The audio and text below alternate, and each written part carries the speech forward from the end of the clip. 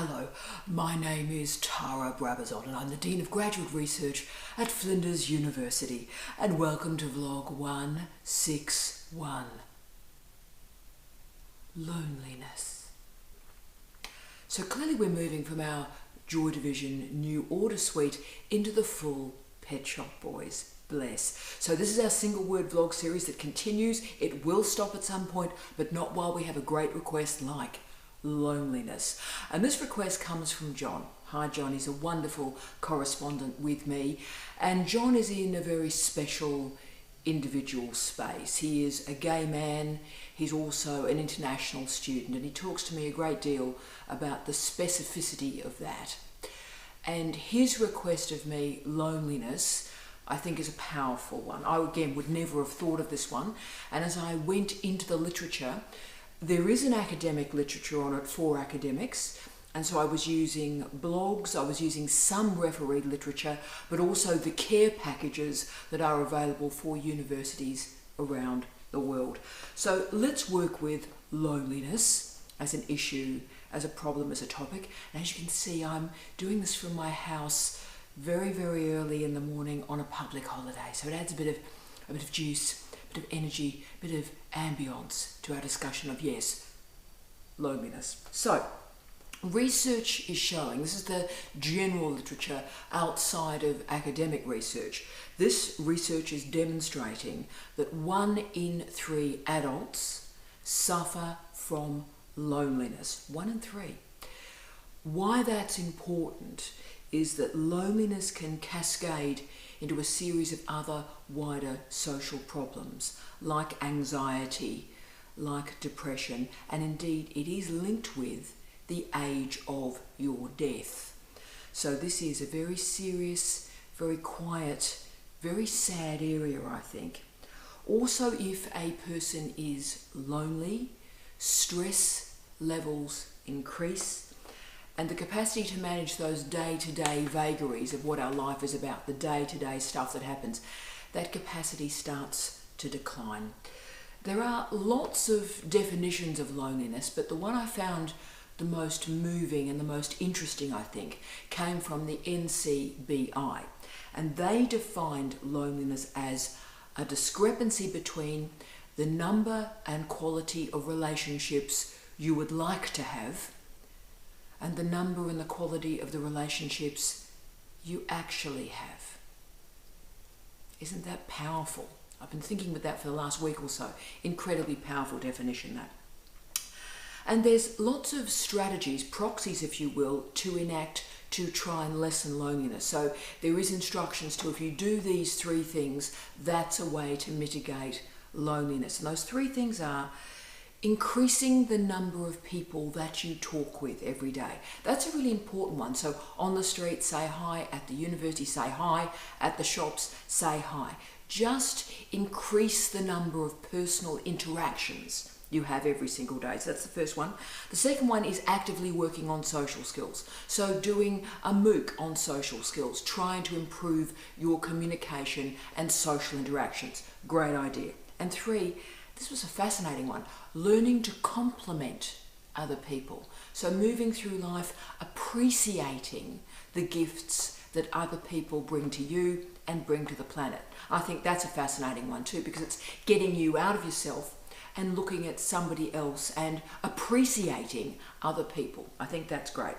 But the number 1 strategy from the research in managing loneliness is to ask the person, and it's a big one, to change the way in which they view and understand the world. Hashtag no pressure. But what that maxim is suggesting is loneliness is based on a lack or a series of problems or issues or blockages, and they involve trust. So that's why the worldview has to change. To mitigate and manage loneliness, we must trust other people. We have to believe in other people and believe in the goodness within other people. Certainly I do that, but I understand it's very challenging in our contemporary age to do that when most of us on a daily basis meet somebody that's just horrendous and would hurt us actively if they can. So you understand why people are lonely and why people lack trust. But I still think we should try to enact that trust in the world. So that's the general literature and recommendations for the general population about how to mitigate and manage loneliness. And there's some great strategies there. But academic life and academics are rather different, and there is a specific literature that addresses loneliness and the academic workplace. And I did particularly want to focus on the specificity of you as PhD students and academics, because I think we undermine and underestimate the radical specificity and distinctiveness of academic life. We are incredibly unusual. We do an incredibly unusual job. Let me prove it to you. What makes our stuff so unusual? Well, we spend our days in the workplace doing things that frighten the rest of the population. So most weeks, and in my case, most days, we speak in public. So we stand up and we speak in public on a matter or an issue. Now, that's what we do. That's our daily practice. And yet when surveys are conducted in the general population, what's the one thing that really frightens you? The answer is invariably, you've guessed it, public speaking. So we do something that the rest of the population is terrified of. Fascinating. But also we experiment, but we also read and write for a living. You know, we read for a living. Incredibly unusual, because a recent survey showed that 70% of US adults haven't read a book in the last 5 years. Now, I pretty well read a book daily. I certainly read many books weekly. This is what I do. That's part of our work. And also we write. We write articles, we write conference papers, we write books, we write book chapters. So writing is part of our daily life. And there are very, very few jobs where we write as part of the job. So you can see the argument I'm making here. We have an incredibly unusual series of tasks that make up academic life. And a lot of those tasks, so reading, writing, thinking, we think for a living, they're isolated tasks. And indeed, they're isolating tasks. We talk a lot in academic life about collaboration. And yes, collaboration is wonderful and it does exist and it's provocative and glorious. But I think it can be over-egged, because I think we forget that collaboration is based on thinking. And thinking is a solitary act. It's also an act of great courage, I think, because it activates what I describe as an interior life. For all the conferences, the lab work, the field trips, it seems I know people are sort of everywhere engaged and engaging with us. But really, all of that is based on a single premise, that academic life, the thinking life, the scholarly life, is an isolated life. Now, I love that. That's why I do it. I love the quiet, as you can pick up.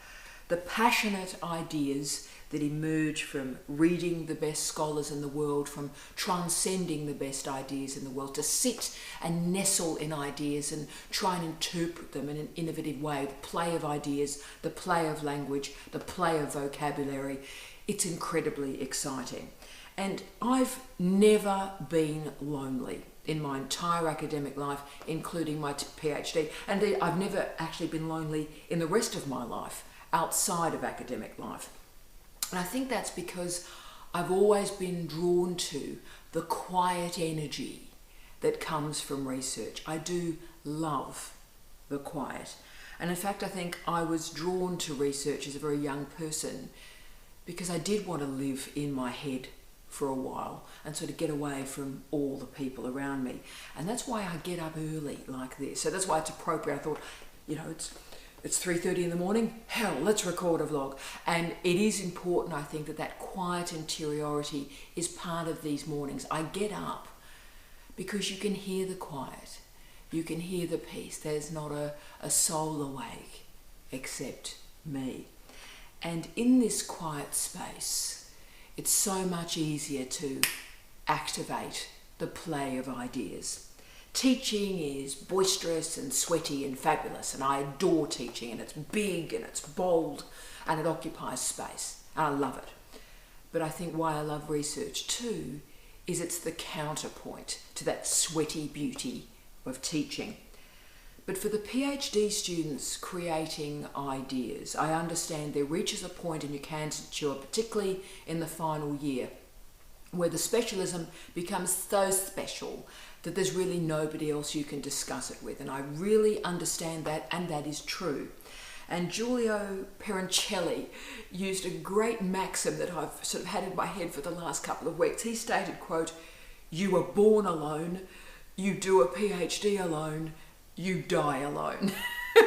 End of quote. So wow, yes, as you've picked up, a PhD is, for all the collaboration staff, it is independent research. But when does that independence and that originality become loneliness? And there is no doubt a PhD is immersive. It's really, really hard work. And it does require sacrifice. Time away from family and time away from friends. So for our international students in particular, hi John, hi all our international students, I particularly understand the situation you're in. Because you arrive in a country not knowing a single person, and you have to in many ways start your life again, and that can be incredibly isolating. I probably understand that more than most Australian academics. Most Australian academics were born here, did their qualifications here, stayed working in Australian universities. I didn't. On multiple occasions, on my own, I arrived in a new country and had to start working the next day, not knowing a soul. And I've done that time and time again. So I really understand you, and I understand the courage it takes every single day to wake up and put one foot in front of the other and just start to build a life. I understand that. But I think it is also important to remind yourself about the pleasures of research, the privileges involved in doing a PhD. And in the second half of the vlog, I'm just going to provide some quick suggestions for you today to mitigate and manage that loneliness. But also remember, if you are feeling lost, talk to me as the Dean or my equivalent for my colleagues around the world or the graduate office. Because if you find yourself cascading into anxiety and depression, come and see us early, because there's all sorts of professional packages and support that is available for us to simply book and put you into those support programs to care for you, okay? On your own terms, in your own way, but don't suffer alone. Share it, and we can configure a package of care for you. And the other point that I wanted to make, and this was a great study, so this was a study from 2005 of graduate students, and it found that sociotropy, who knew this was a thing, sociotropy, was particularly a characteristic of graduate students. Now let me do the symptoms of this, shall I? See if you recognize yourself here. The excessive need for interpersonal acceptance, the excessive need for interpersonal nurturing, alongside perfectionism and fear of academic failure. Now, I know a lot of you students out there, and I recognised those 4 characteristics when I read them in the research. I went, oh, that's, so you know who I'm talking to. And so therefore, those 4 characteristics come together to create the social isolation and the depression that we are seeing in PhD students. So we need to get you to the point where you no longer require the validation of others, that you don't need other people to tell you how good you are. You are confident. You are centered. You're not living your life to gain the approval of others. Probably if this vlog series has stood for anything, it is that courage and independence of thought, that you don't need the validation of others to create who you are. So do not hope that somebody will care for your PhD. You care for your PhD, and frankly, that is all that matters. So don't give away your sense of satisfaction, don't give away your sense of power to the approval of other people, because you'll be waiting a long time. We live in really ruthless times. Control what you can control, put your work into sizable chunks, and feel great about yourself when you complete those sizable chunks. So what I'm going to do now is offer 5 quick solutions that you can start to implement today to provide the pathways out of loneliness for you. And these are bespoke doctoral strategies that are used in care packages around the world. So solutions. 1. If your supervisor has a group of students, so the supervisor, a group of students, cluster all the meetings on one morning or one day. Right, now most PhD supervisors have more than one student. So use that reality to create that shared experience, that family, a place, a group of people that you can complain about your supervisor to, if nothing else. And if those meetings with your supervisor are placed on the same day, then it means every single week you get to see the other people in the PhD cohort, okay? And coffees and conversations can be shared, and that peer learning is absolutely crucial, I would argue. So through my supervisory career, and at one point, the peak, I was supervising 18 students at a time. I'm actually nearly at that point again, but 18 students at a time. And I see students to this day, actually, in 30-minute increments. So I run meetings weekly, but at 30-minute intervals. And I do that for many reasons. And I'm about to give you my secret. My students, yes, it's efficient for me, and I see a student, it's quite exhausting too, but I see him every 30 minutes. But the reason why I decided to do that is that so the students would meet each other during that time, so that they'd only have to wait 30 minutes and somebody would go and have a cup of coffee with them. And what would endlessly happen, particularly at Murdoch University, I had all my former students at Murdoch, where we had the big cohort, is basically they would grab a table at the coffee shop, my students, and as students would come and go to the meetings, they'd leave the coffee morning and they'd return to the coffee morning, and they would talk about their ideas. So what actually started as they're here to see their supervisor became basically a postgraduate seminar once a week for 4 hours. Now, obviously, if you're working in a lab or in a clinical environment, you've got people everywhere, so this is not your issue. In fact, we've often got the other problem in labs. 2 or 3 of the PhD students over time start to hate each other because they see each other so much. So that's a whole series of other issues. But if you are coming in for your meeting and your supervisor is basically the only person you're seeing each week to talk about your work, then you know what? Talk to your supervisor about the placement of meetings. So when you see your supervisor, if nothing else, you're having that conversation. Remember my early stuff about how to manage loneliness? You're having a conversation with a few other people, saying hi to them, complimenting them, finding out about their life, getting out of yourself, and talking about the PhD. Important. 2, the importance of venting. Right. Now, where can you vent about your PhD? And of course, venting about your PhD is one way to manage loneliness. Can I say, though, your supervisor will grow incredibly tired of your complaints. I have had students that have come to meetings for 2 years and done nothing else during those meetings except complain. And wow, it gets tiring. And can I say, your partner, your kids, your parents, if all they hear is complaints from you for 2 years, they're going to get a bit tired too. So I have a solution.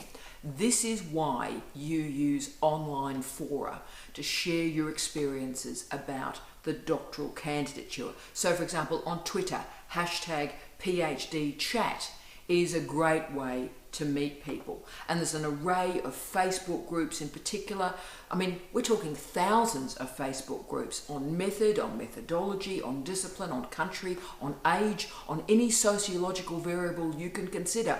And I just like to do a really big shout out on Facebook to the wonderful group, the Owls, Older, Wiser Learners, a wonderful group of over 40 PhD, over 40 as in age, not number, there's thousands, over 40 PhD students that get together and talk about their experiences. And the success of that group in getting students through is remarkable. And lots of students have a vent and people talk them off the ledge. and they go again. So that's an important group, I think. So this online environment, this online PhD community is ideal to provide that day-to-day support. And I should also do a shout out to our wonderful group, The Right Bunch. That's our writing community that meet via Skype once a week on Friday mornings at 10 a.m. So we all write together, including me. We all write together for 30 minutes a week, and then we get together for the 10-15 minutes afterwards and talk about how everyone's going and what they're writing and the good and bad things that have happened during the week. Now, even I've been surprised by that. It was just an invention for me because I wanted our regional students and our international students to have an opportunity to be with someone in the program once a week. And the success, we've had so many students graduate through it. People have sort of found lifelong friends through The Right Bunch, people that would never have met. So there's all sorts of online writing groups out there, and actually analog writing groups as well. Meeting in a coffee shop, shut up and write. There are shut up and write groups in most capital cities around the world these days. If there's not one, form one. And if you want to create these online writing chances, I think the Owls have one. So those of you that are over 40 and would like to join the Owls I think have a weekly writing group as well. So again, that creates the community. You're not on your own. 3, be the change that you want to see. I'll say that again. Be the change that you want to see. So my last point was about venting. But let's be honest here. Nobody likes people who grumble bum all the time. Yes, you can have a bit of a complaint. Yes, you can have a bit of a whinge. But you know those people that just, every sentence that comes out of their mouth, they're whinging. And you just sort of switch off a bit, yeah? Bit of a problem. So why not make a decision to be positive? Why not make a decision to realise the privilege that you have to do a PhD? Make a decision to appreciate the love of research.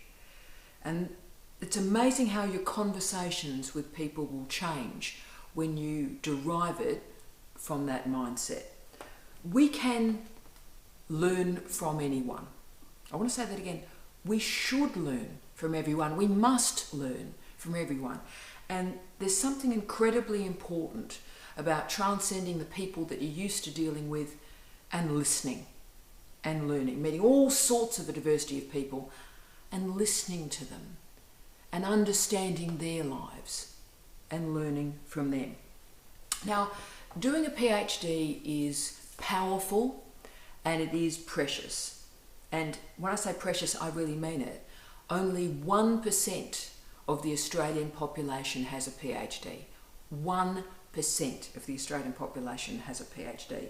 So obviously, if you're wandering through life waiting to speak to somebody with a PhD, you're going to be waiting a very, very long time. Very few people have any understanding of what a PhD is about. Remember the 1%. So, people will not understand what a PhD is about. But that doesn't mean you can't talk with them and listen and learn from them.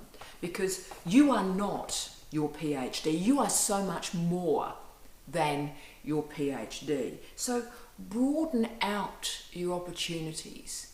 Talk with a diversity of people on a daily basis. Listen, learn, think about differences and learn from those differences.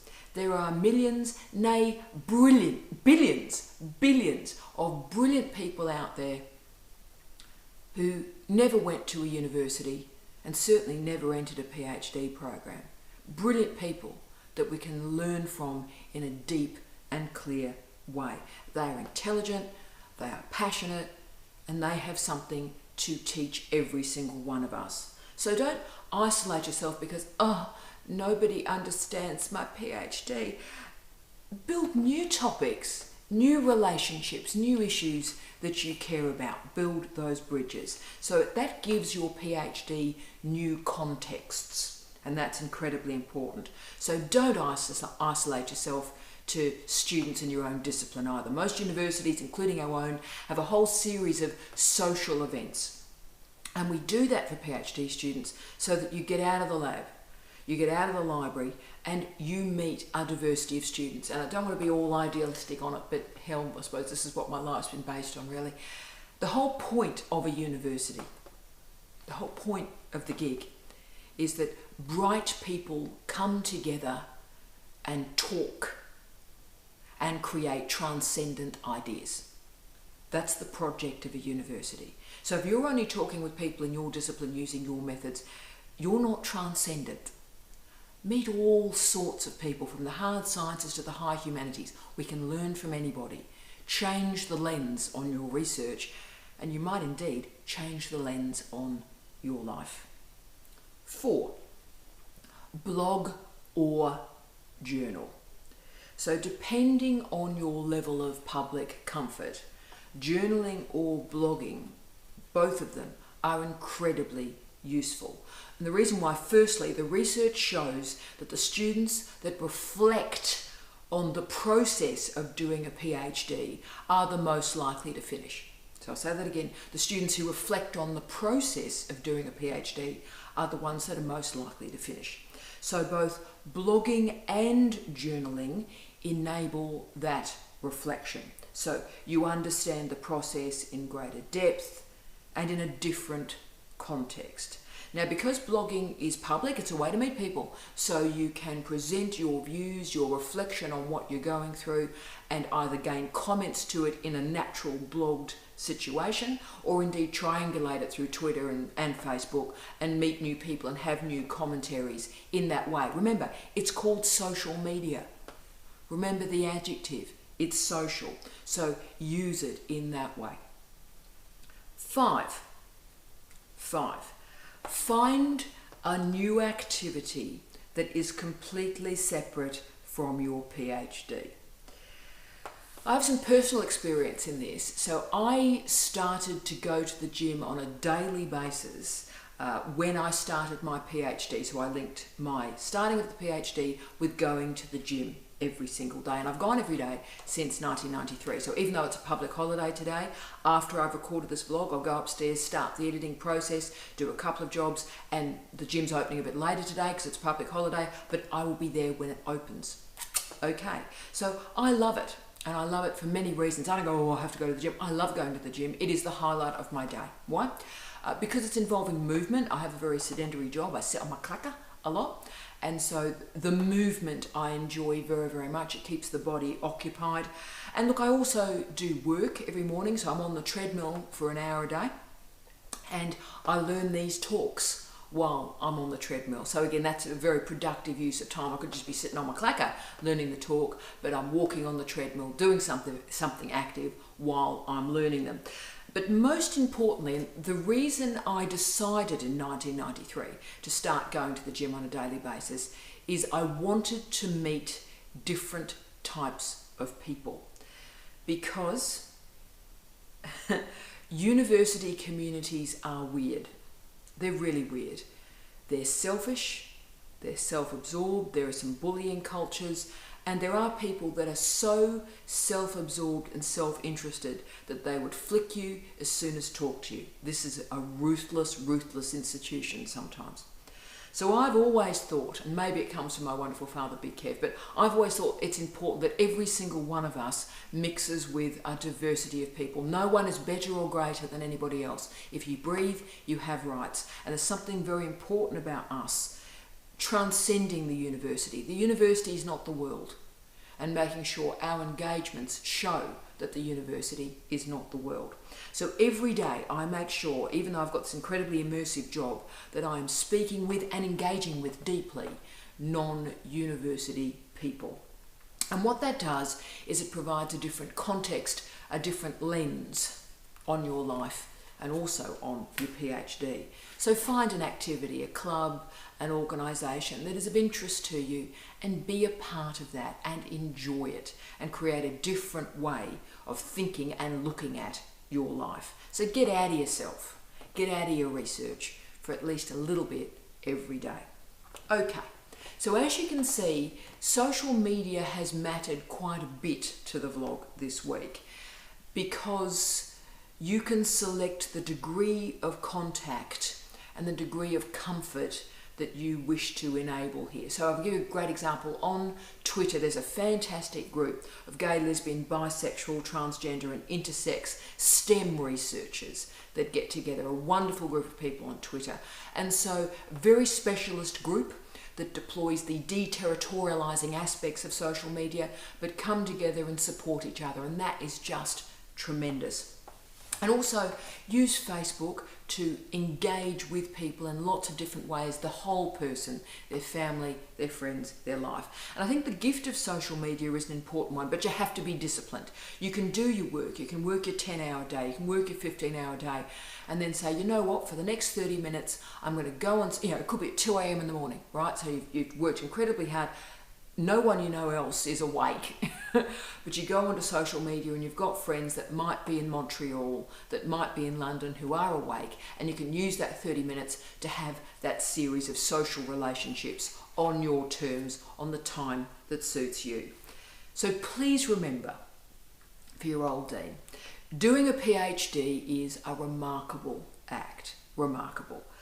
Half the students that start a PhD don't finish it. That's a horrifying, horrifying statistic.